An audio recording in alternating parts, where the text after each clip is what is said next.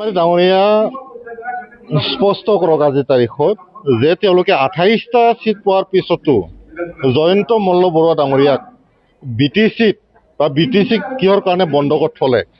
আজিৰ তাৰিখত BTCৰ চিফ কোন, জয়ন্ত মল্ল বৰুৱা নে হাগ্ৰামা মহিলাৰী? মানুহবিলাক কনফিউজ। প্ৰথমতে তেখেতে ইয়াৰ উত্তৰটো দিয়ক। আৰু ছেকেণ্ড কথাটো হ'ল কি, তেখেতে যোৱাকালি এটা বাইটত কৈছে যে বড়োসকলক সকলো অভিনেতা অভিনেত্ৰীসকলে BPFত যোগদান কৰিব। মানে তেখেতসকলে ব্লেকমেইল কৰিব বিচাৰিছে। আজি বড়ো ফিল্ম জগতৰ এটা সন্মান আছে, এটা প্ৰেষ্টিজ আছে, এটা ৰেপুটেশ্যন আছে। এই সন্মানটো তেওঁলোকে বিঘ্নিত নকৰিছে, তেওঁলোকে অপমান কৰিছে তেওঁলোকক। আৰু তেওঁলোকে কৈছে 27 তাৰিখৰ পৰা তেওঁলোকে জইনিং নল'ব বুলি। মানে পোনপটীয়াকৈ বিক্ৰম দৈমাৰী আৰু BPFে সকলো আৰ্টিষ্টসকলক ব্লেকমেইল কৰিছে। আৰু ইয়াৰ কাৰণে তেখেতসকলক কোনোৱে মানে ক্ষমা নকৰে। গতিকে ৰাজনীতি কৰে যে ভালদৰে কৰক।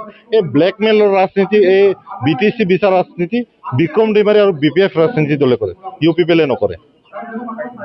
ভেৰগাঁৱত বুলি নহয়, তেখেতৰ এতিয়া BTCতে জেগা নাই। কাৰণ সেইদিনাখন আমি এটা মেছেজ দেখিছিলোঁ, এজন কোনোবা ছোৱালীৰ লগত তেখেতৰ খুব মানে বেয়া ঘটনা হৈছে। গতিকে এই বেয়া ঘটনাটো তেখেতে এতিয়ালৈকে স্পষ্টীকৰণ দিব পৰা নাই। এই ছোৱালীৰ লগত কি সম্পৰ্ক আছে?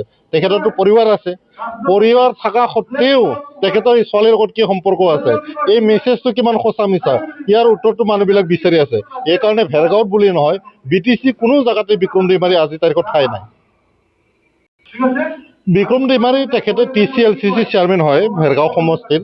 তেখেতৰ একো ভেলু নাই ইয়াত। তেখেতক সকলোৱে বুজি পায়, তেখেতে 2 নম্বৰী থকা বাছমেন বুলি কয়।